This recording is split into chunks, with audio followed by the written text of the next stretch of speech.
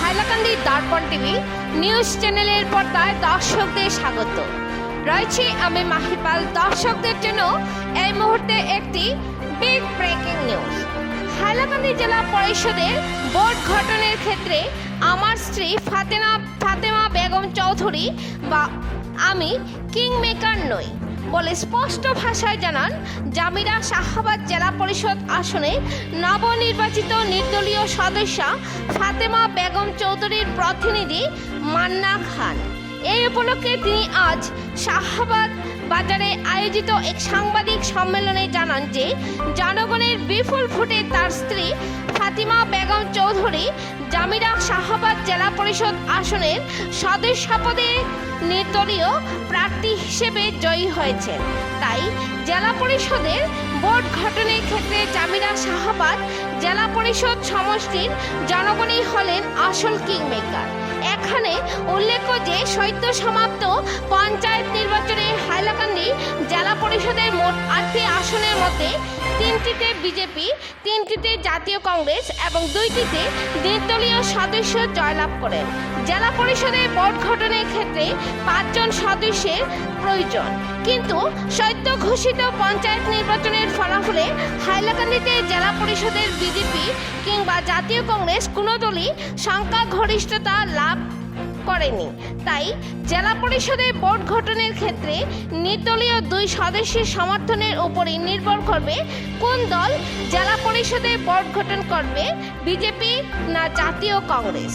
জামিরা শাহাবাদ জেলা পরিষদ আসনের বিজয়ী নির্দলীয় সদস্যা ফাতেমা বেগম চৌধুরীর প্রতিনিধি মান্না খান আরও জানান যে যথা সময়ে জামিরা শাহাবাদ এলাকার জনগণের সঙ্গে আলোচনার মাধ্যমে তিনি সিদ্ধান্ত নেবেন যে জেলা পরিষদের বোর্ড গঠনের ক্ষেত্রে বিজেপি কিংবা জাতীয় কংগ্রেস কোন দলকে সমর্থন দেওয়া যায়। তিনি বলেন যে এক্ষেত্রে জনগণের নির্ণয়ই হবে চূড়ান্ত সিদ্ধান্ত।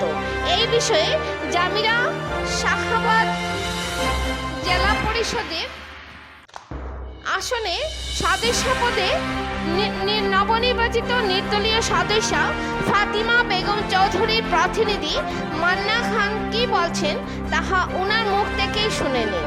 হাইলাকান্দি থেকে সিপ্রিয়ান ডায়াসের রিপোর্ট।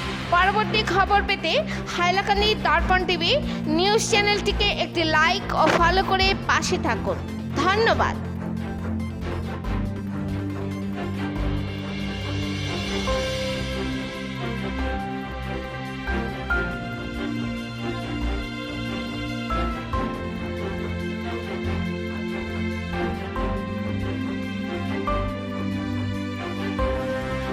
আপনাকে আমাদের মিডিয়া পক্ষ থেকে অভিনন্দন।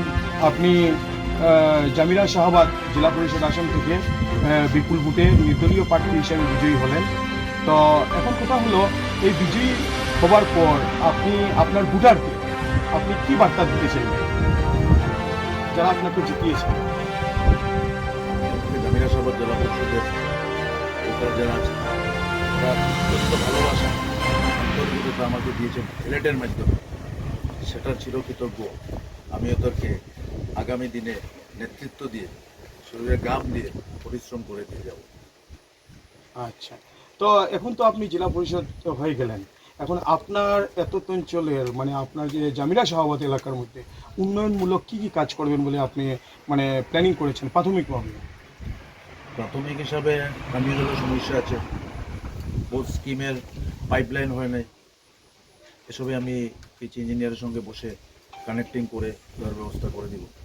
রোড কমিউনিকেশন আছে, পাহাড় অঞ্চল আছে, কয়েকটা জিপি আছে, বলদি ধারিঘাট জিপি, তারপরে টিল্লারবাগ জালনা চড়ান, জামিরা জিপি, দিননাথপুর জিপি, অঞ্চলের পাহাড়ি অঞ্চল আছে, এদিকে রোড কমিউনিকেশনের সুবিধা করে দেবো মানুষ।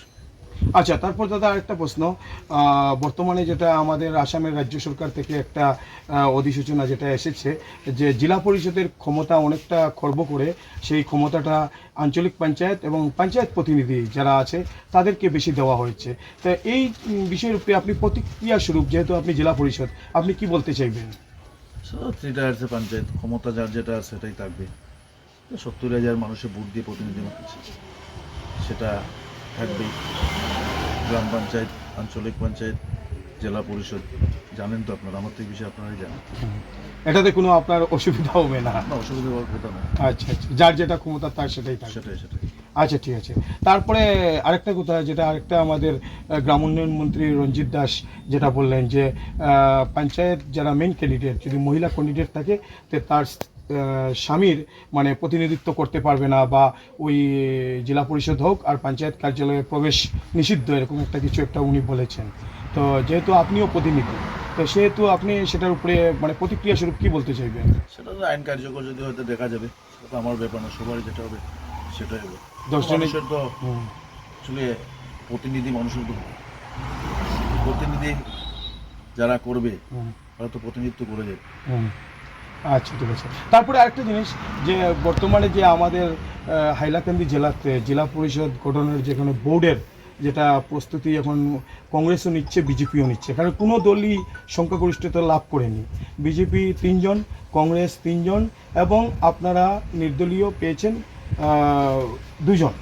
ঠিক আছে, এখন আপনারা 2 জন নির্দলীয়রা কিং মেকারের ভূমিকাতে আছেন। আপনারা যাকে সাপোর্ট করবেন তাই সেই বোর্ড গঠন করবে। যদি আপনারা বিজেপিকে করেন, বিজেপি বোর্ড গঠন করবে। আপনারা যদি কংগ্রেসকে সাপোর্ট করেন, কংগ্রেস গঠন করবে। কিং মেকারের আপনারা 2 জন, আপনি আছেন আর এখানে দিলওয়ারদা আছেন। তা আপনি এখন বর্তমানে এই বোর্ড গঠনের ক্ষেত্রে আপনি কাকে সাপোর্ট করতে চাইবেন, কংগ্রেসকে না বিজেপিকে, বা কি ভূমিকা মধ্যে থাকবে? কিং মেকার আমার এখানে জামিরাসাবাদ জেলা পরিষদ বুটার জেলা, ওরা কিং মেকার হয়েছে, সেটা সময় বলবে।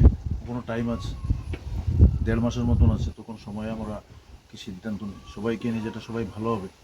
জামিরাসাবাদ জেলা পরিষদের ভোটার যারা চিন্তাধারা করবে, আগামী দিন দেখে সবাই ঐক্যবদ্ধভাবে যেরকম কাজ করে আগ বাড়া যায়, সেটাই দিয়ে সিদ্ধান্ত নেব। মানে জনগণের সিদ্ধান্তটাই চূড়ান্ত হবে। সেটাই ছোটো চূড়ান্ত হবে। হ্যাঁ, জনগণ যেহেতু আপনাকে নির্বাচিত করেছে, আর সময়ে জনগণের সঙ্গে আলোচনা করে আপনি সঠিক সামাজিক চিন্তাধারা করে সবাইকে নিয়ে যেমন যদি বিগত দিনে একটা পার্টি দিয়েছিলাম, সেটা পার্টি থেকে বিকৃত হয়ে আজকের দিনে আমি কংগ্রেসের বাইরে, সেটা পরিস্থিতির উপর নির্ভর করবে কী হবে।